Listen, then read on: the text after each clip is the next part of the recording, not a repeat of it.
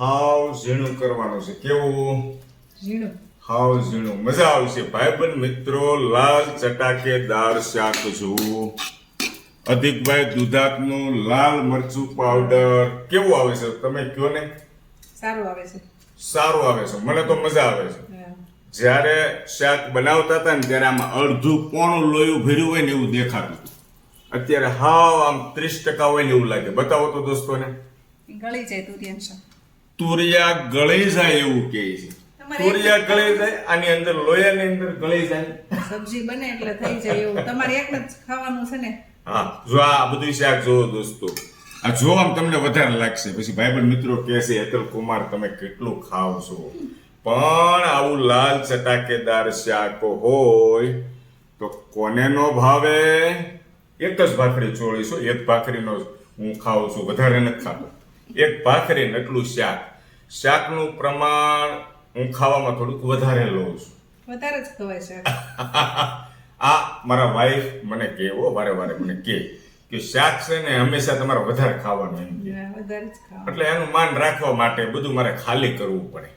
નકર આમાં જો થોડુંક વધે તો અવળી વાટકીમાં ફ્રીજમાં મૂકે અને ફ્રીજમાં મૂકે તો કાલ બપોરે એ ખાય કે મને ખવડાવે.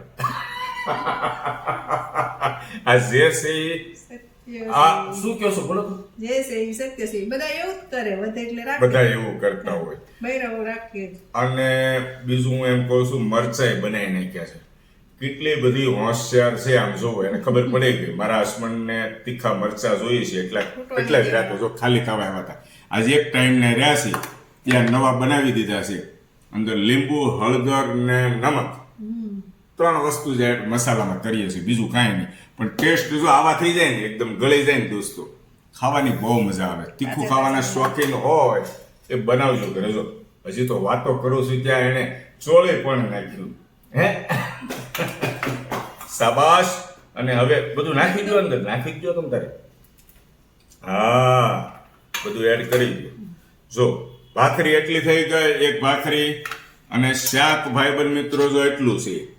હવે આ બધું શાક આપણે લઈ લઈશું. આવો ધીમે ધીમે આવો, ધીમે ધીમે આવો, ધીમે ધીમે. જો એટલું વધારીશ તો પાછું ફ્રીજમાં મૂકશે.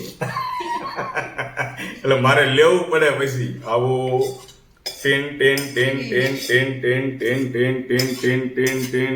ઘણા મિત્રો મને એમ કહે છે કે હેતલ કુમાર તમે તેલ બહુ ખાવ છો. તેલ આમાં ચોળવાનું હોય એટલે થોડુંક જોઈ ને. ચોળીને ખાવાનું હોય ને એટલે તેલનો ભાગ તો જોઈએ ભાઈબંધ. પછી કોરું થઈ જાય.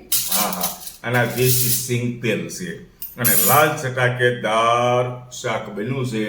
અને અધિકભાઈ દુધાતનું તમારે મરચું પાવડર લેવું હોય તો અમને સંપર્ક કરજો. ઉપર આપણે નંબર આપી દઈશું. બરાબર છે દોસ્તો? સારું, ચાલો ભજનનો આનંદ લઈએ. બધા મિત્રોને જય શ્રી કૃષ્ણ.